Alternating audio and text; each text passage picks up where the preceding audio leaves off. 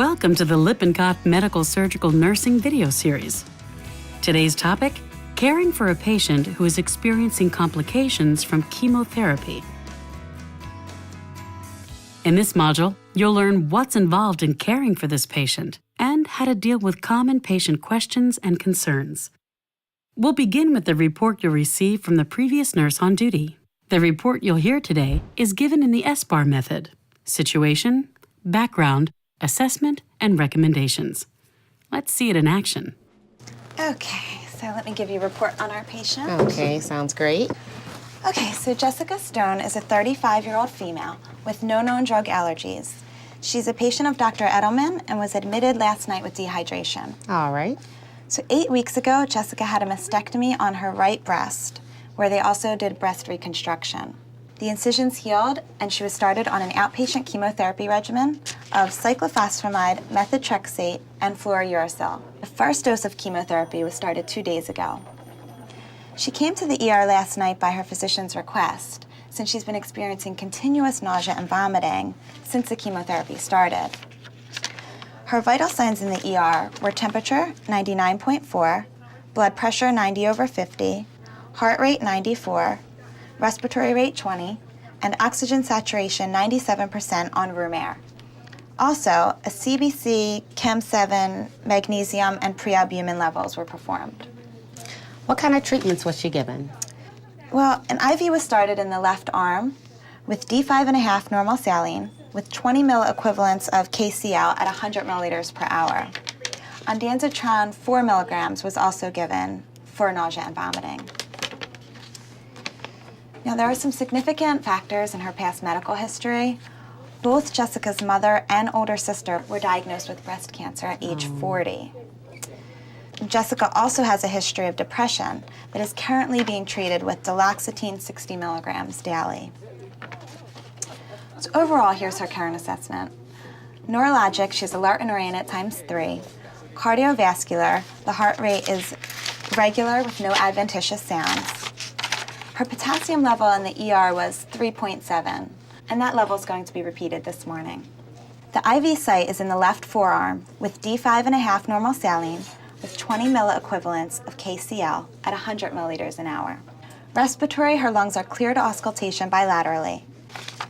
Gastrointestinal, the abdomen is soft and non-tender with hyperactive bowel sounds noted in all 4 quadrants. She hasn't vomited for 3 hours, and her last dose of ondansetron was at 4:30 a.m.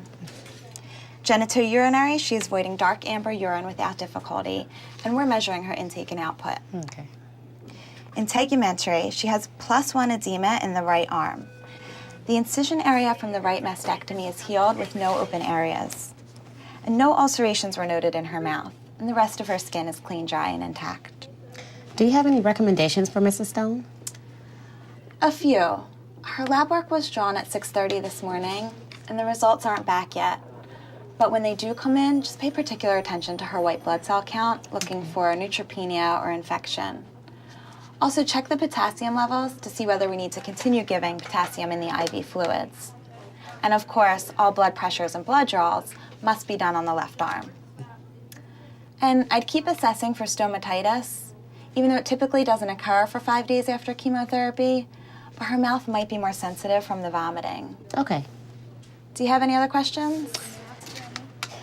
No, I think I've got it. Okay, good. Well, my shift is over, so I'm going home, but Okay. looks like she's in good hands, so Thanks. have a good day. Thanks, you too.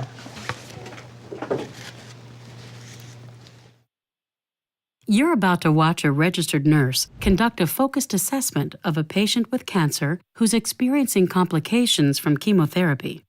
Note how she performs each step, and just as important, how she explains what she's doing to help the patient understand what's being done and why. Good morning, Mrs. Stone. I'm Ann Cooper. I'm going to be your nurse this morning. How are you feeling today? I'm feeling all right. It's just these past couple of months have been really rough. It's just really hard. You know, you sound really upset. It's just that I feel so alone sometimes. That's not an uncommon feeling. Do you have anyone to talk to about how you're feeling? I've been talking to my sister, and she had breast cancer too. But sometimes I just feel like such a burden to her. So, would you say you feel like you'd like someone else to talk to who's been through what you're going through? Yeah, I think so. Well, the hospital does offer a support group for cancer patients. It can be very helpful to talk to someone who's been through what you're going through. I can get you some information on it. Yeah, that would be nice. I'll be sure to bring you the pamphlet. Thank you. I just need to wash my hands and then I need to do some assessments, okay? Sure.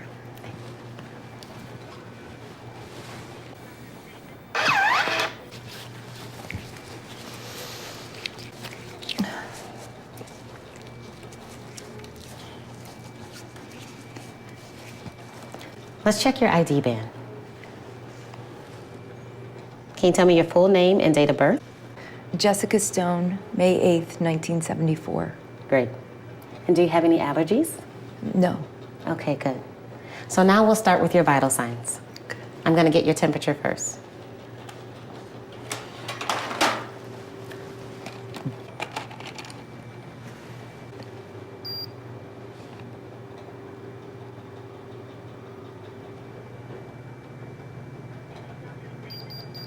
.4. Good. No fever.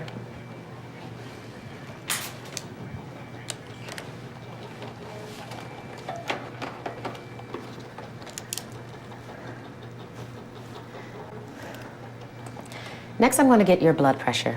It's important that all blood pressures and blood draws are done on the left side. By avoiding the right side where you had your operation, we help reduce the swelling that way. That's why your IV is in that side too. I remember them telling me the same thing when I had my surgery. Okay. I'm just going to put this blood pressure cuff on. It's going to squeeze a little bit.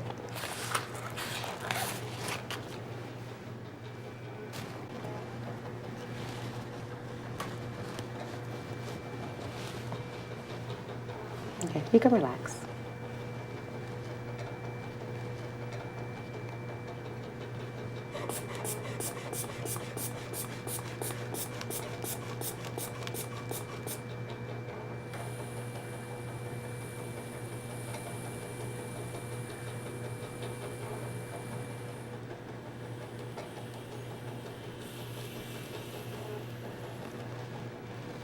Good.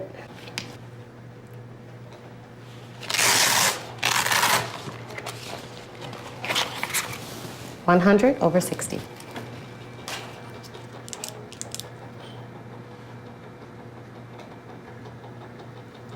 And now I'm just going to measure your heart rate. Just need your wrist here.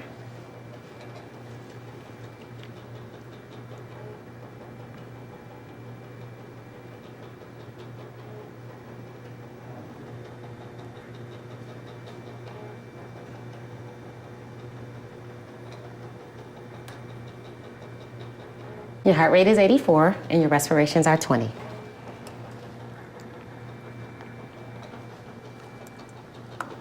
And the last of your vitals is your oxygen saturation. What is that thing used for? Oh, this is a pulse oximeter. It measures how much oxygen is being carried on the blood to your tissues. Oh. I'm just going to place this on your finger.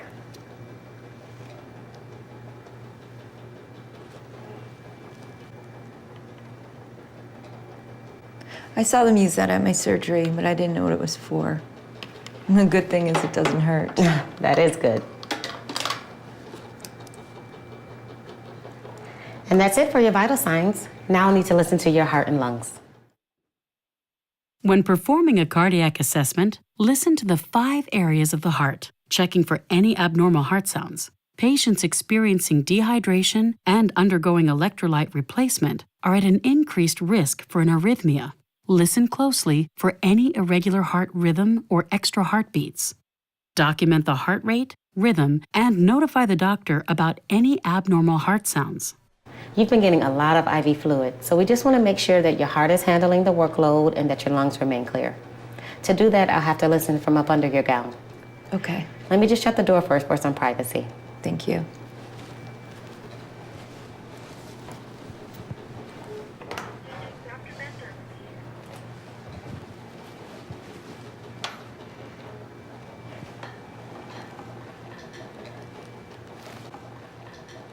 I'm going to listen to your heart first.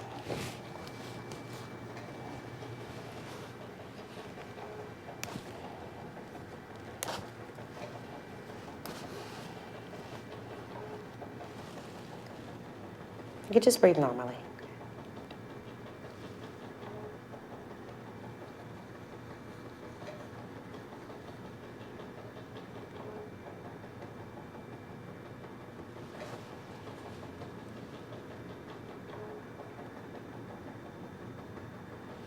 Okay, sounds good so far. Now can you turn to the left side for me? I need to listen to what's called the PMI, the point of maximum impulse. It just makes it easier to hear it from your side. I'm going to place my stethoscope under your gown again.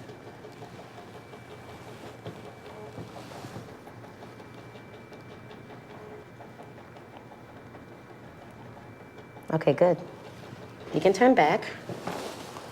There's no unusual sounds there either.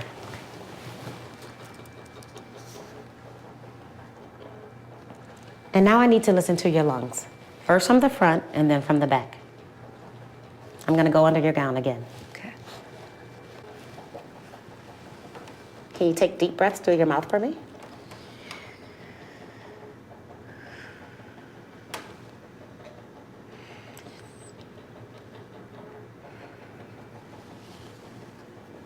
And again.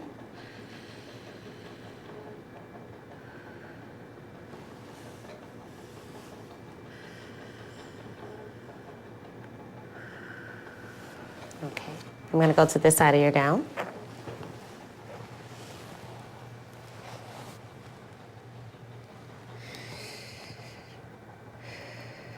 Good.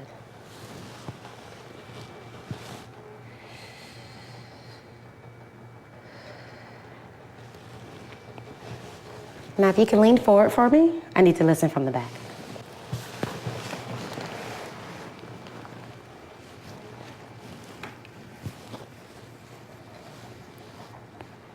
I just need you to take more deep breaths through your mouth. Okay. And again.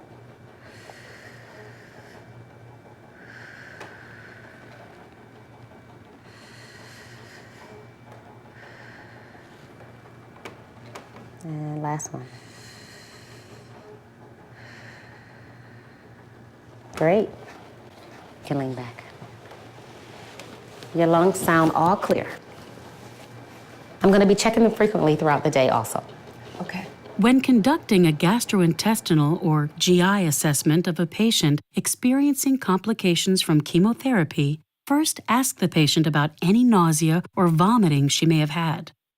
Then, assess the abdomen by listening to all 4 quadrants and palpating the stomach for rigidity, firmness, and tenderness. So, Mrs. Stone, are you currently experiencing any nausea or vomiting? To be honest, I am feeling slightly nauseated. But the good thing is I haven't thrown up in about 3 hours. I was getting sick a lot more often before I came in. You know, I think that medicine they gave me in the middle of the night really helped. Do you feel like you need any more medication right now? No, not right now. Well, if you are experiencing any nausea or vomiting, if it gets worse, just let me know and we'll give you medication right away. Thanks. I'm feeling better now. But is this going to happen with every round of chemotherapy? Well, it's not uncommon to have nausea and vomiting right after chemotherapy. Your doctor will probably change the antiemetics you receive prior to the chemotherapy at your next treatment.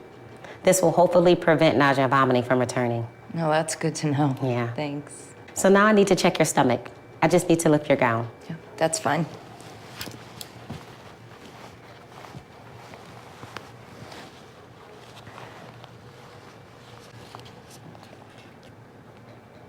First, I'm just going to listen.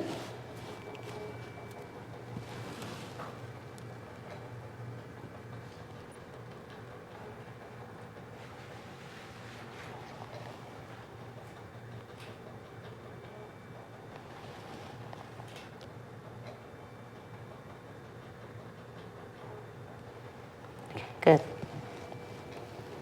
What did you hear? Some gurgling sounds. Is that unusual? I'm just wondering because I was vomiting so much before I came in. No, it's not unusual at all. It's exactly what I wanted to hear. I'm just going to touch. Does it hurt when I do that? No. Okay. I'm just palpating for pain or tenderness. Good. So you have bowel sounds in all 4 quadrants of your stomach, and your abdomen is soft and non-tender. So that's a great thing.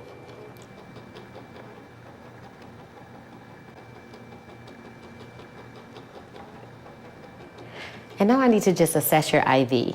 Can I take a look? When assessing the IV site, check for redness, edema, or drainage. Any of these findings is an indication that the IV site should be changed. Does it hurt there? No, it's okay. Good. And you don't have any redness or swelling, which is exactly how it should be. I'm just going to check your IV bag and the rate. Also, assess the IV bag and rate to ensure it matches the current orders. You have D5.5 normal saline with 20 milliequivalents of potassium at 100 milliliters per hour. That's correct. Well, everything seems to be in order, but you let me know if you have any pain or swelling with your IV, and I'll change it right away. Okay. So tell me, do you have any burning inside your mouth or around your lips? No, nothing like that. Okay. You mind if I take a look inside your mouth to check for white patches or ulcerations? No. Okay, good. I'm just going to use this pen light. Can you say ah for me?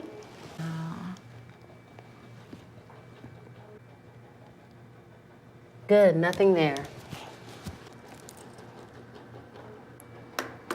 Since you've started the chemotherapy, you may have some burning inside your mouth or around your lips. Some ways we can help reduce that is to have you brush your teeth after each meal with a soft toothbrush. Another thing you can do is to avoid using mouthwashes with alcohol. The alcohol inside the mouthwash will dry the tissues in your mouth and further increase the irritation. Really? I didn't know that. I'll definitely do both of those things. Good. Now the next thing I want to do is check for swelling by comparing your right arm to your left arm. Can I just take a look at your fingers? You can put that. Okay. The right side does definitely look more swollen than the left. I'll just have to elevate it on a pillow. They had me elevated a lot after the mastectomy. I was really good about it while I was resting, but then once I got sick, well, I have to admit I haven't been as good about it. Well, that's okay. Don't worry about it now. We'll just elevate it and keep an eye on it. Okay, let me get you a pillow.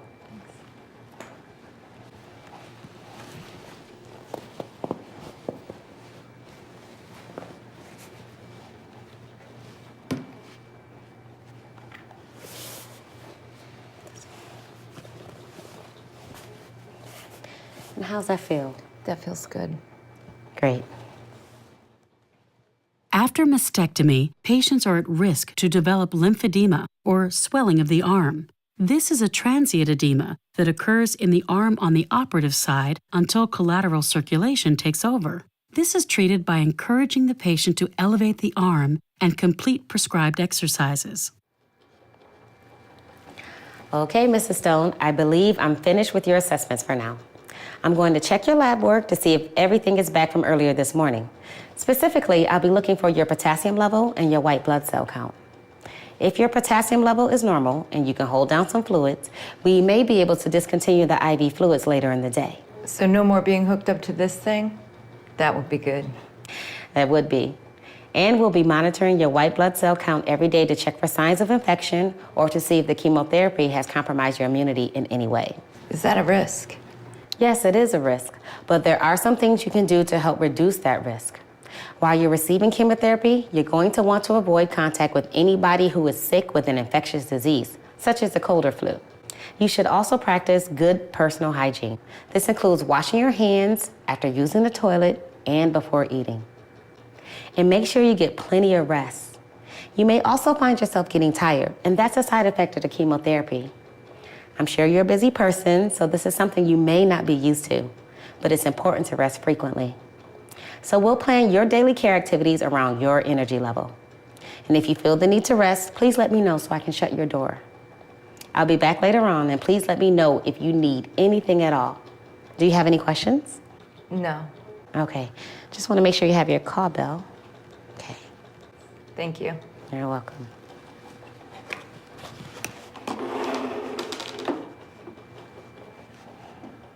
You will return all of the equipment and promote good infection control practice by washing your hands.